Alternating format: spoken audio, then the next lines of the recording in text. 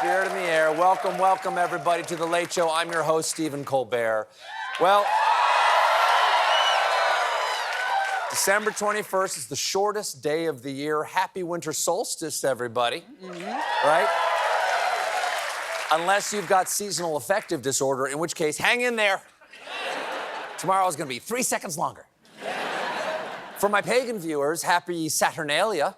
One popular solstice tradition is to dance around a bonfire, but I already did my drunken fire dance 2 nights ago when Colorado kicked Trump off the ballot. Fun fact.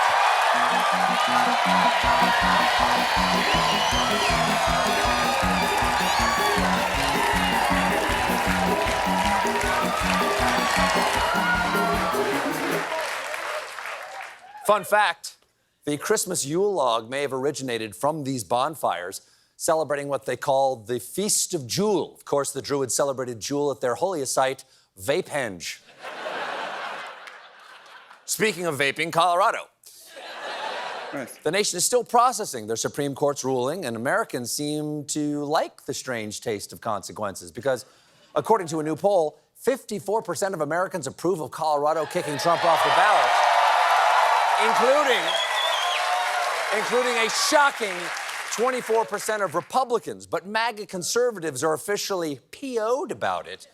And some of them are seeking vengeance against the guy who did not do it because Republicans are threatening to take Joe Biden off the ballot in states they control. Yes, they're going to kick him off the ballot for the same constitutionally sound reason they're impeaching him. Some Republicans say the Democrats are making too big a deal about the insurrection. People like the cursed doll that was once Kellyanne Conway. I just think the Democrats wake up every morning, Emily, and they look at the calendar. The iPhone says January 6, 2021. The date never changes. And then they get an electric vehicle and go get an abortion. Yes. Sounds extreme, but she's got you dead to right, Democrats. In fact, we have acquired, is this true? We've acquired rare footage of the way liberals celebrate Christmas. You boy, what day is it today? Today? Why, it's January 6th, like always. Well, then run to the clinic and get me the biggest abortion in the land. That's you, liberals. That's you. Truth hurts. Look in the mirror. Of course, there's no guarantee Trump's even going to be the nominee. And there's been a huge shakeup in the Republican primary because, according to the polls, Nikki Haley has surged into second place behind Trump in Iowa. Yes, queen! It is so important to show little girls out there that they, too, can never be president. Because even though her numbers are up, Haley is still a full 50% behind Trump in national polls. So the whole thing is just pretend. Right now, the Republican primary is like when you go to the grocery store and they have those shopping carts that are shaped like cars so the kids can pretend they're driving. Oh, yeah, Chris Christie, you're really running for president, just like Daddy does. Oh, of course you're going to reform Social Security, but now let's go home so you can have some Cocoa Melon time. The candidate that Haley surged past in Iowa is Ron DeSantis. And this is especially humiliating for him because he has visited every one of Iowa's 99 counties over the past year. So the more people meet him, the less they want to vote for him. How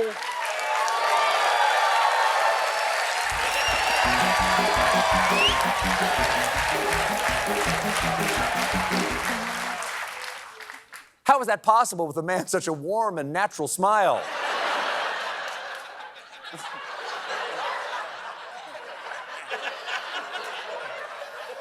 Another man who's not having a good time is disgraced former mayor and goblin politely asking if he can eat your baby, Rudy Giuliani. Baby for Rudy? Little baby. I'm sure you all know that he defamed 2 Georgia election workers and now owes them $148 million. Well, yesterday, the judge said Rudy must pay it immediately. For that kind of money, he's going to have to start selling his organs. Obviously not his liver or the kidneys or the teeth, but Rudy does have one scheme to raise the money: hawking unapproved supplements. Because who doesn't want to somehow get the health and beauty secrets of this man? So, Rudy, where do I get these supplements? And could you tell me in the most disgusting way possible?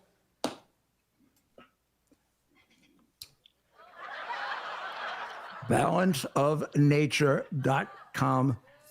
Rudy assures us that these supplements aren't just good for your health, they're good for your tree. This is my first attempt at using a Balance of Nature jar as a Christmas ornament. I got that idea the moment I saw it. That's my Christmas tree. And you see what I did? Yes. We saw what you did. Sure, Grandpa, we could hang the garbage on the tree. Or, hear me out, we could throw it into Santa's Yuletide recycling sack and leave it for the magical Christmas raccoon. And wait, I'm being told we have breaking news from hours ago. After losing this case, Rudy Giuliani has filed for bankruptcy. Wow. Now, I'm sure a lot of people are happy about this, but this is a man's personal tragedy here. Rudy's gonna lose everything. They're gonna take his garbage tree. Christmas is ruined. Of course, it's the holiday season, so I'm obligated to wish you a whoop-a-dee-doo and a dickory-dock. But celebrations have changed recently. According to a new survey, Christmas trees have gotten a lot less real in recent decades, as 77% of Americans say they'll opt for an artificial one. Worst of all, we're not even saying Merry Tree anymore. No, it's all Happy Bush. Of course, for some people, Christmas is the most painful time of the year because, according to a new actual study, the risk of penile fractures rises at Christmas. It reminds me of that Frank Sinatra classic. Have yourself a oops, I broke my penis. Oh, blue eyes. Oh, blue eyes. Taken too soon. I know. To make this literal breakthrough discovery, scientists looked at hospital data for over 3,000 men who sustained penile fractures in Germany. Of course, over in Germany, penile fractures are known by the German term das Wienerbrochenupen.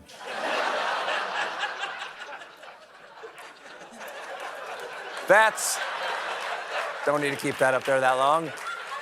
Das Wienerbrochenupen.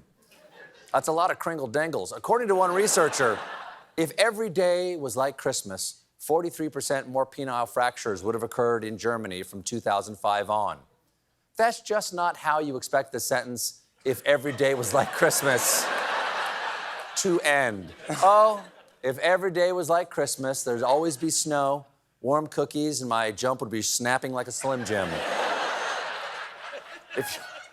That's unpleasant to even say. Yeah, I know. If you're hoping to keep your candy cane intact this season, experts warn that this injury tends to occur during wild sex, particularly in positions where you're not in direct eye contact, such as reverse cowgirl, or, as it's known at Christmas, Noggy style. But there's good news if your Tiny Tim makes it through, because the same study found that New Year's Eve was not associated with an increased incidence of penis injuries. Sure, the penises are safe, but the balls are dropping like crazy. There you go. We're back.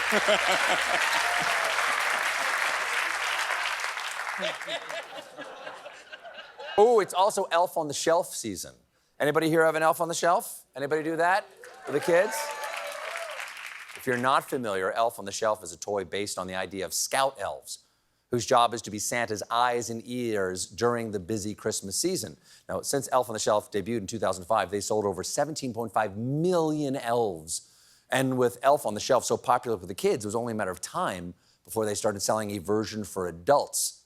And they're doing it right now, thanks to our new sponsor.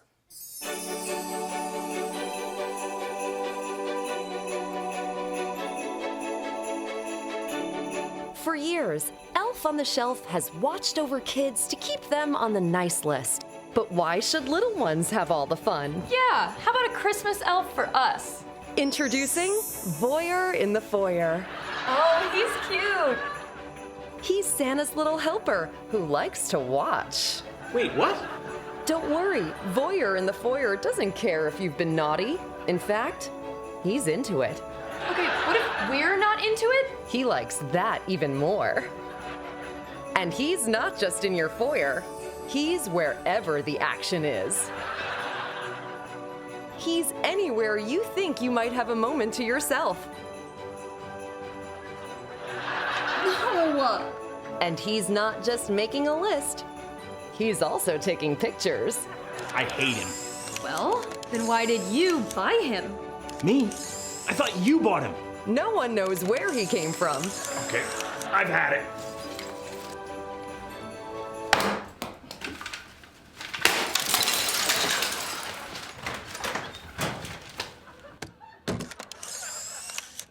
Or how to get rid of him. Honey? Voyeur in the Foyer. Voyeur in the Foyer is not an officially licensed Christmas product and has no affiliation with Santa Claus. In fact, for reasons we cannot disclose, he is not allowed within 200 feet of the North Pole. We got a great show for you tonight. My guests are Anderson Cooper and Andy Cohen, but when we come back, meanwhile, join us, won't you?